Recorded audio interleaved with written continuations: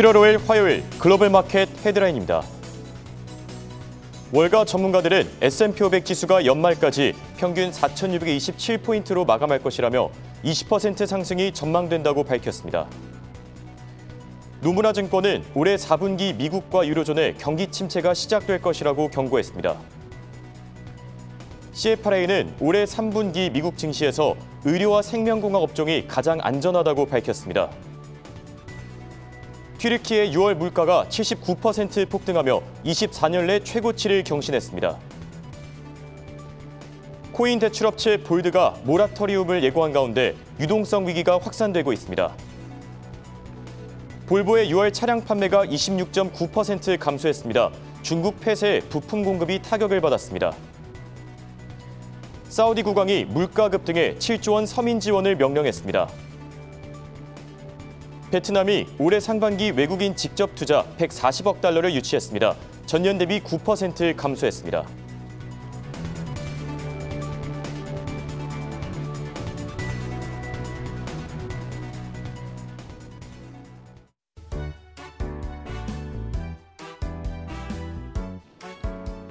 시청자 여러분 안녕하십니까? 굿모닝 안경 글로벌 마켓의 홍성진입니다. 오늘 미국 증시 독립기념일을 맞아 휴장에 들어갔습니다. 다만 하반기 증시가 시작된 만큼 오늘은 상반기 결상 등 다양한 특집을 준비했는데요. 바로 확인해 보시죠. 굿모닝 안경 글로벌 마켓 지금 시작합니다.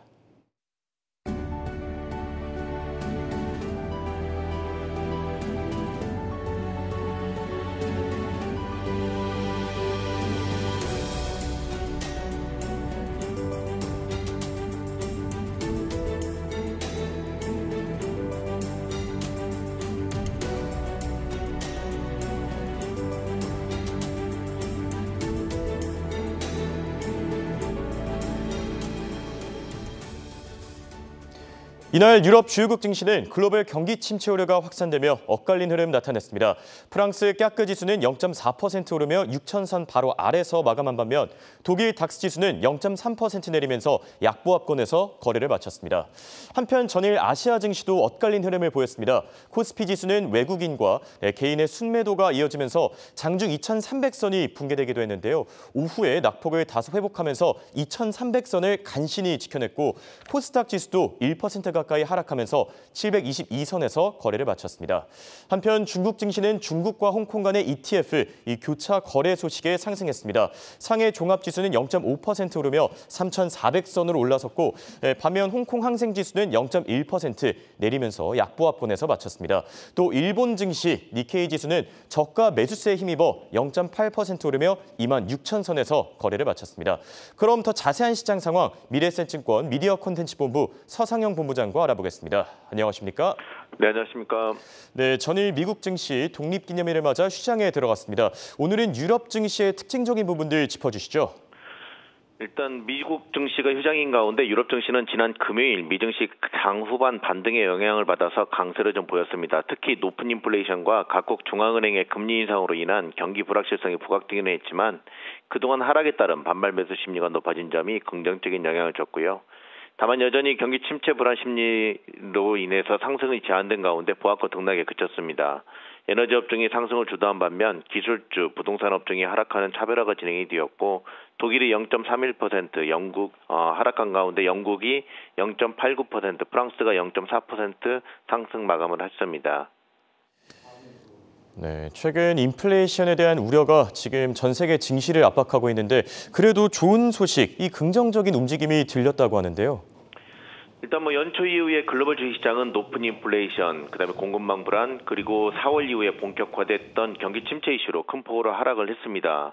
그렇지만 높은 인플레이션과 관련해서는 지속적으로 높은 수준을 유지하고는 있지만 점차 완화되는 경향들이 좀 보이고 있어서 시장의 우려를 완화시킬 것으로 전망을 하고 있는데요. 지난 6월 10일 갤런당 5달러를 넘어섰던 가솔린 가격이 최근 지속적으로 하락세를 이어가며 갤런당 4.8달러 미만으로 하락하고 있어서 향후 인플레이션 하방 압력이 높을 것으로 전망을 하고 있습니다. 여기에 또 다른 물가 상승과 경기 침체 이슈로 자극을 해왔었던 주택 임대료도 점차 하락하는 모습을 좀 보이고 있다는 점도 주목할 필요가 있는데요. 보통 여름의 최고조에 달하며 가장 바쁜 흐름을 좀 보이지만 6월 말 기준으로는 투룸 아파트가 전월 대비 2.9% 감소해서 임대료 상승이 둔화되기 시작했기 때문입니다. 결국 이렇듯 연초 이후에 주식시장의 하락 요인들이 하나 둘씩 완화되는 경향을 보이고 있다는 점은 주목할 필요가 있습니다. 관련 이슈로 전반적으로 주식시장은 긍정적인 영향을 줄 가능성이 높기 때문이라고 보시면 될 것 같습니다. 단기적으로는 경기 침체 이슈로 인해서 여전히 변동성 확대가 이어갈 것으로 전망을 하고는 있지만 이렇듯 전체적으로 하락 요인들이 하나둘씩 해소되어 가는 과정을 좀 보이고 있어서 하반기 시장에 대한 긍정적인 흐름은 견조한 모습을 좀 보일 것으로 전망을 하고 있습니다. 네, 말씀하신 대로 인플레이션에 대한 우려가 다소 완화되길 바라면서 지금까지 도움 말씀에 미래에셋증권의 서상영 본부장이었습니다. 감사합니다. 네, 감사합니다. 이어서 오늘장 특징주 강수민 캐스터가 준비했습니다. 네, 어느덧 상반기가 끝이 나고 지난 금요일은 미증시 하반기의 첫 거래일이었습니다. 오늘은 지난 상반기 동안의 미국 증시 특징주들 준비해봤습니다. 네, 먼저 빅테크 기업들부터 살펴보시죠. 빅테크 기업들은 1분기에도 이미 러시아의 우크라이나 침공으로 타격을 받았습니다. 공급망 차질의 악화로 주가가 떨어졌고요. 상황은 2분기 들어 더 나빠졌는데요. 연준이 금리 인상을 큰 폭으로 인상하는 등 긴축 여파에 따라 미국 빅테크들이 특히 2분기에 큰 폭으로 떨어졌습니다. 테슬라도 2분기에 2010년 기업 공개 이후 분기 기준으로 최대 폭의 가치 하락을 겪었습니다. 지난 6개월간 테슬라는 40%가 빠졌고요. 일론 머스크의 트위터 인수 계약과 그 파기 가능성까지 주가에 많은 영향을 줬습니다. 아마존도 6개월간 33%가 빠졌습니다. 특히 2분기에 주가가 35%나 떨어지면서 2001년 3분기 이후 22년 만에 가장 큰 낙폭을 기록했습니다. 아마존은 4월에 1분기 실적을 발표했었죠. 매출 증가세가 둔화했고 수익이 시장 예상을 밑돌았었습니다. 또 아마존은 20대 1앱 액면 분할이 이루어지기도 했습니다. 구글의 모회사 알파벳도 지난 6개월간 21% 내림세를 나타냈습니다. 특히 2분기에는 주가가 22% 가까이 떨어지면서 2008년 4분기 이후로 14년 만에 가장 부진한 주가 흐름을 나타냈습니다. 메타는 메타버스 회사로의 전환을 선언한 이후 티커명도 메타로 바꿨는데요. 지난 6개월간 무려 50%가 빠졌습니다. 1분기에는 무려 34%가 빠졌었고요. 2분기에도 27%가 하락했습니다. 국내 투자자 순매수 10위를 기록한 넷플릭스도 6개월간 무려 68%가 빠졌습니다. 넷플릭스는 지난 4월 1분기 실적 발표 때 유료 가입자 수가 11년 만에 처음으로 감소하면서 주가가 급락했었죠. 한편 최근 들어 넷플릭스는 저렴한 광고 요금제를 도입한다고 전해졌습니다. 네, 이어서 반도체주도 살펴볼 텐데요. 역시나 부진한 흐름을 보였습니다. 엔비디아도 6개월간 50%가 빠졌습니다. 작년 말 300달러를 웃돌던 주가는 현재 절반인 150달러 선 밑으로 내려온 상황이고요. 또 AMD의 경우도 6개월간 45%가 하락했습니다. 마이크로소프트는 지난 6개월간 18% 가까이 빠졌습니다. 마찬가지로 2분기 들어 주가가 17% 정도 떨어지면서 2010년 2분기 이후 가장 큰 분기 낙폭을 기록했습니다. 또 기술주 가운데 계속해서 어도비 상황도 살펴보겠습니다. 어도비의 낙폭도 눈에 띄었는데요. 6개월간 28%가 빠졌습니다. 어도비는 최근 실적 발표에서 우크라이나 전쟁의 영향으로 분기 실적과 가이던스가 시장 예상을 밑돌았습니다. 애플의 경우 지난 6개월간 20% 하락했습니다. 역시나 2분기의 주가가 27% 넘게 떨어지면서 2018년 4분기 이후 가장 저조한 실적을 내놨습니다. 반면 미증시가 상반기 52년 만에 최악의 성적표를 기록한 가운데 에너지주는 홀로 선방했습니다. 우크라이나 전쟁으로 에너지 가격이 상승했기 때문인데요. 11개 섹터 가운데 유일하게 상승했습니다. 6개월간 엑슨모빌은 31%, 또 옥시덴탈 페트롤리움은 무려 90%의 오름세를 나타냈습니다. 이어서 금융주 흐름도 살펴보겠습니다. 상반기 동안 금융주도 마찬가지로 몇 개 종목들을 제외하고는 대부분이 하락한 모습입니다. 그중 JP모건이 6개월간 30%, 또 뱅크 오브 아메리카도 33% 떨어졌습니다. 이미 소비재주 가운데서는 나이키의 낙폭이 눈에 띄었는데요. 지난 6개월간 37%로 크게 빠졌습니다. 나이키는 실적에 대한 우려로 주가가 하락세 이어가고 있는데요. 중국과 미국 시장에서의 매출 부진이 주요 원인으로 풀이됩니다. 이미 소비재에 비해서 필수 소비재주 가운데서는 상승한 종목들이 많았습니다. 다만 소매 체인 업체인 타겟의 경우는 낙폭이 눈에 띄었습니다. 지난 6개월간 37%가 빠졌는데요. 타겟은 지난달 2분기 영업 마진이 축소할 것이라고 경고한 바 있습니다. 타겟은 재고 축소를 위해 제품 가격을 인하하는 등 조치를 취할 것이라고 밝혔는데요. 타겟의 재고 증가는 인플레이션 압력으로 인해 투자자들이 상대적으로 덜 비싼 제품을 소비하고 있다는 점을 시사합니다. 상반기에 비트코인 가격이 급락하면서 이 코인베이스 주가도 살펴보면 6개월간 80% 가까이 하락했습니다. 또 737 맥스 생산에 차질을 겪고 있는 보잉의 경우도 지난 6개월간 34% 빠졌고요. 끝으로 헬스케어주도 살펴보겠습니다. 종목별로 엇갈린 모습인데요. 모더나는 40%가 하락한 반면에 머크는 17%로 크게 올랐습니다. 지금까지 상반기 미증시 특징주 살펴봤고요. 최보아 캐스터의 원자재 시황이 이어집니다.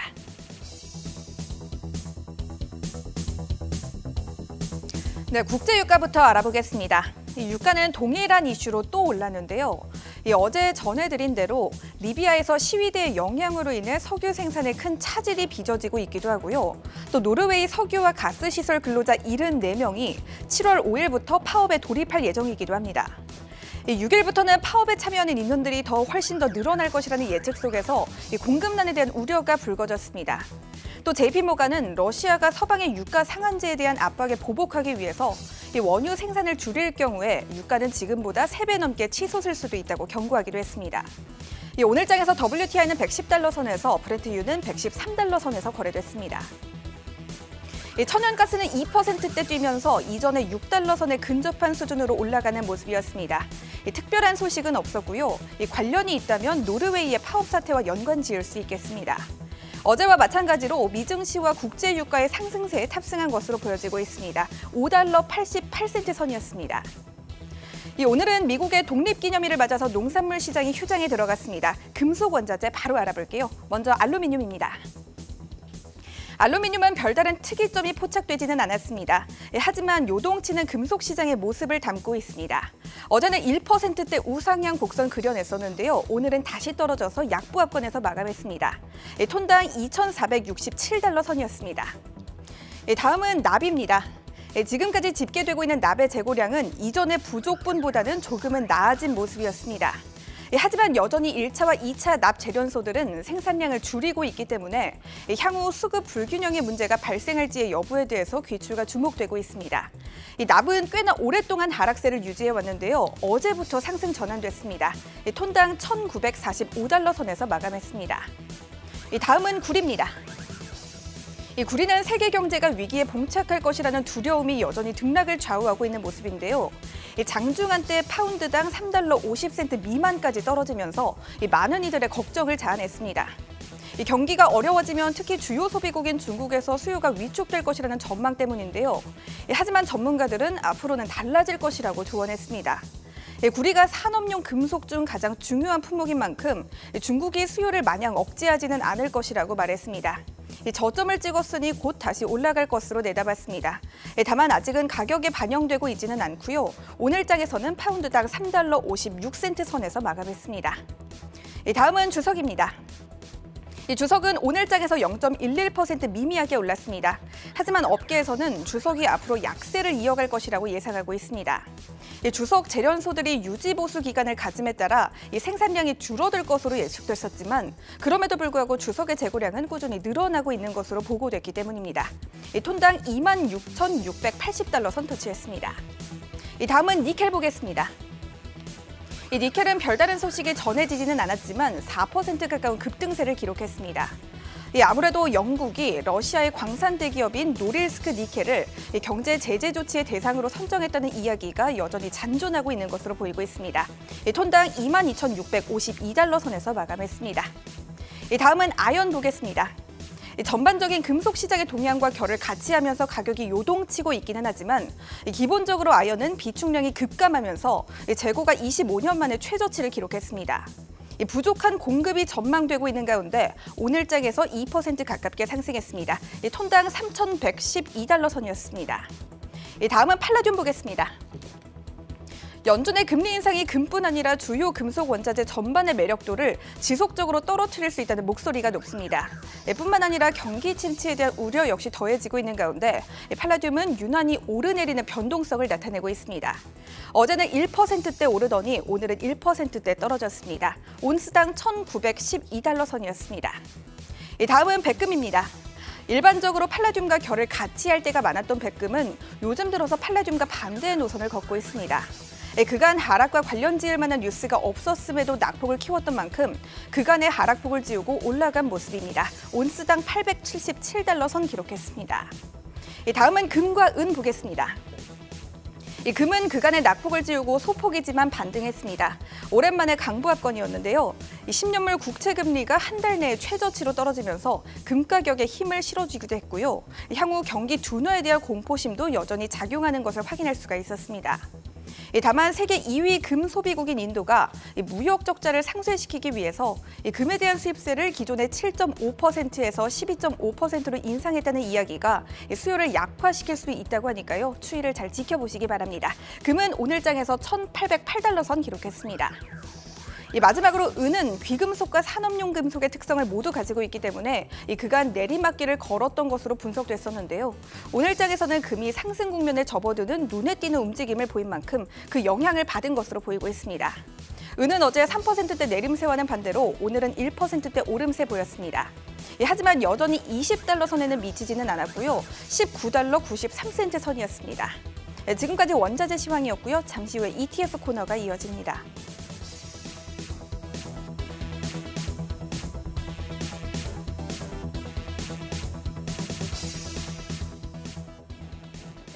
올해 여러분들은 어떤 ETF를 매수하여 보유하고 계신가요? 상반기 동학개미와 서학개미가 받아들인 주식 수익률 성적표는 각각 마이너스 31%, 마이너스 46%로 다소 아쉬운 수준이었습니다. 이 중에서 오늘은 서학개미가 많이 순매수한 ETF 상위 5개를 살펴볼 텐데요. 목록의 가장 큰 특징은 대체로 인덱스 펀드들이 차지하고 있다는 점이고요. 이어서 레버리지 투자도 몇몇이 보입니다. 레버리지 투자는 벌 때에는 몇 배수로 수익을 얻지만 손실을 볼 때에도 배수로 손실을 보게 되어서 투자에 유의하셔야 합니다. 그렇다면 하나씩 살펴보겠습니다. 한국예탁결제원 세이브로 자료에 따르면 상반기 동안 서학개미가 순매수한 ETF 1위는 프로시아스 울트라 프로 QQQ ETF로 나스닥 지수의 상승률의 3배만큼 수익이 나는 ETF였습니다. 20억 9,674만 달러 규모의 자산이 몰렸는데 85.3%의 손실을 보고 있습니다. 주가 추이를 보시면 나스닥 100과 비슷하게 올 초 내리막길을 걷다가 4월과 5월에 다시 반등한 뒤 이후에 다시 빠지는 모습을 보여주고 있습니다. 그래프 살펴보실 수 있습니다. 네, 다음으로는 2위를 차지한 ETF입니다. 필라델피아 반도체 지수 수익률의 3배를 추종하는 디렉시온 데일리 세미컨덕터 불3X ETF였습니다. 운용 수수료는 0.82% 정도입니다. 엔비디아나 AMD, 마이크론 테크놀로지, 인텔, 그리고 브로드컴과 퀄컴 등 굵직한 반도체 종목들의 등락에 따라 움직이고 있는 펀드인데요. 총 13억 1,883만 달러의 규모의 자산이 모였는데 상반기에는 82.9%나 떨어졌습니다. 가장 많이 편입되어 있는 엔비디아는 주가가 1년 전보다도 28% 떨어져 있는 상태입니다.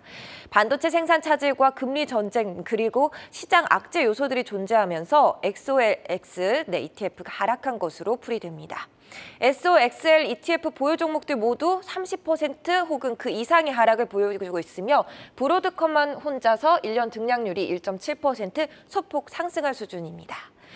3위와 4위에는 각각 S&P 500과 나스닥 100의 인덱스 펀드들이 올라왔습니다. 먼저 3위를 차지한 ETF는 스파이 ETF입니다. S&P 500 지수를 추종하며 스테이트 스트리트 글로벌에서 운용을 하고 있고요. 많이들 아시듯 애플과 마이크로소프트가 6에서 7%대로 많이 들어있고 이어서 아마존과 테슬라, 구글 등이 2%대로 포함이 되어 있습니다. S&P 500은 올해 들어 손실이 19.7% 정도였습니다. 4위는 인베스코에서 운용하는 QQQ 펀드였습니다. 운용 보수는 0.2% 정도입니다. 서학개미들이 총 2억 8,358만 달러 규모로 투자를 했는데 상반기 손실률 29%에 달했습니다. 하반기 역시 증시 전망이 어두운데 어느 시점에 반등이 나올 수 있을지 궁금한 대목입니다. 마지막으로 또다시 레버리지 상품이 등장했습니다. 빵 종목 등락률의 3배로 레버리지를 하는 상품인데요. 티커명은 BULZ입니다. BMO에서 운용을 하고 있으며 빵 종목에 더해서 유명 반도체 기업들과 스퀘어, 줌, 테슬라 등 15개 종목에 동일한 비율로 투자를 하고 있는 상품입니다. 올해 들어서 기술주 약세 속에서 낙폭은 86% 정도로 굉장히 컸습니다. 이런 상황 속에서 지난주부터 새롭게 순매수 1위에 오른 종목, 오히려 나스닥 100의 수익률에 인버스 3배 레버리지로 투자하는 숏 QQQ 펀드였습니다. 미증시 하락세에도 상반기 서학개미들의 공격적인 베팅이 멈추지 않고 있다는 분석이 나오는 대목입니다. 지금까지 상반기 서학개미들이 많이 매수한 ETF들을 살펴봤는데요. 참고하셔서 불투명한 증시 속이지만 하반기에도 현명하게 투자하시길 응원하겠습니다.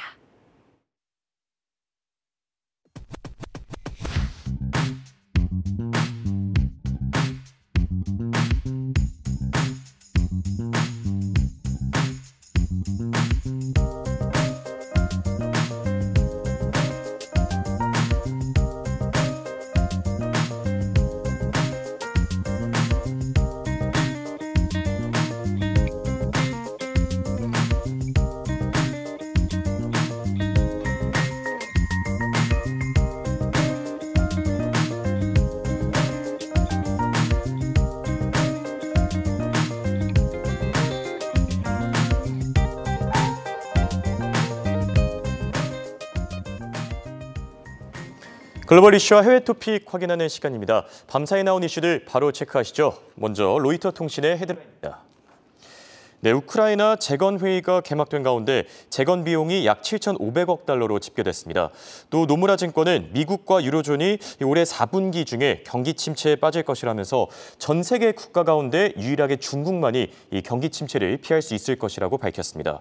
또 도이치방크는 금융전문가 90%가 내년 말 경기 침체 진입을 예상했다라고 전했습니다. 자, 지금 스위스 루가노에서 우크라이나 이 재건 회의가 개막됐습니다. 이 지원 방안과 그리고 재건 비용까지 다양한 내용들이 논의되고 있는데 첫 번째 이슈로 짚어주시죠. 현지 시각 4일 우크라이나 재건 회의가 스위스 루가노에서 개막했습니다. 이번 회의에는 한국을 포함해 전 세계 38개국 정부 고위 대표자와 유럽연합 세계은행 등 14개 국제기관이 참석했습니다. 우크라이나의 재건과 복구를 논의하기 위해 모였는데요. 데이비드 슈미갈 우크라이나 총리는 이날 수백 페이지에 달하는 우크라이나 재건 계획을 공개했습니다. 그러면서 약 7,500억 달러가 우크라이나 재건에 필요하다고 전했습니다. 이 중 3천억 달러에서 5천억 달러는 동결된 러시아 정부 및 올리가르히의 자산으로 충당해야 한다고 전했습니다. 이번 회의에서 각국은 우크라이나 재건을 약속했는데요. 우르줄라 폰데어라이엔 유럽연합 집행위원장은 이날 우크라이나 전쟁 시작 이후 유럽연합이 우크라이나에 약 62억 유로를 지원했다며 앞으로 더 많은 재정적 지원이 가능하다고 전했습니다. 또 우크라이나 재건을 위한 중앙 플랫폼을 구축하겠다고도 약속했습니다. 볼로디미르 젤렌스키 우크라이나 대통령은 이런 움직임을 환영한다며 우크라이나 재건은 민주주의 세계 전체의 공통된 과제라고 강조했습니다.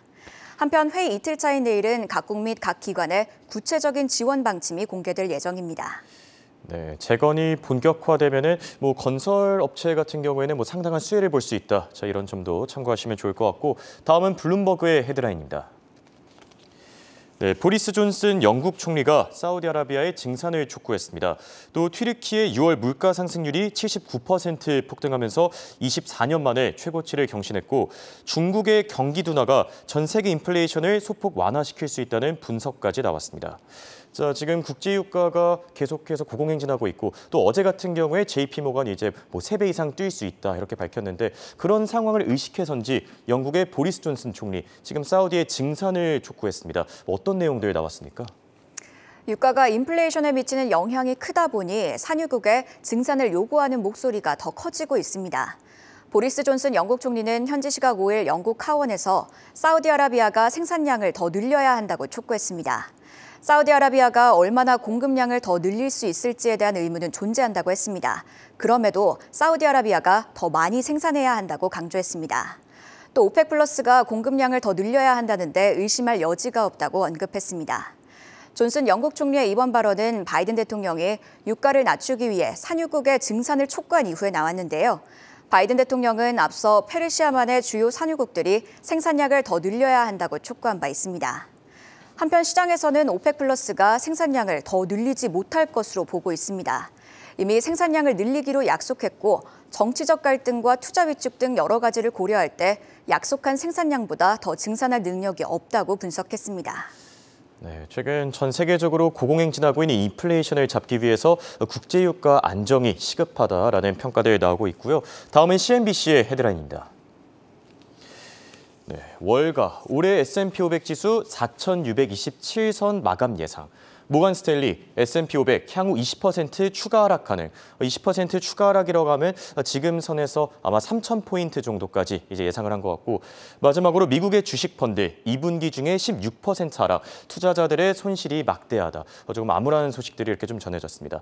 그래도 첫 번째 소식은 긍정적이라고 볼 수 있겠죠. 4,627선 마감 예상. 그래도 모건 스탠리가 내놓은 이 결과보다는 조금 더 좋은 것 같은데, 자, 월가에서 지금 주 애널리스트 15명을 상대로 CNBC가 설문조사를 진행했습니다. 세 번째 이슈로 전해주시죠. CNBC에 따르면 월가 주요 애널리스트들은 올해 말 미국 증시가 반등에 성공할 것으로 보고 있습니다. CNBC는 월가 주요 애널리스트 15명의 분석을 취합해 정리했는데요.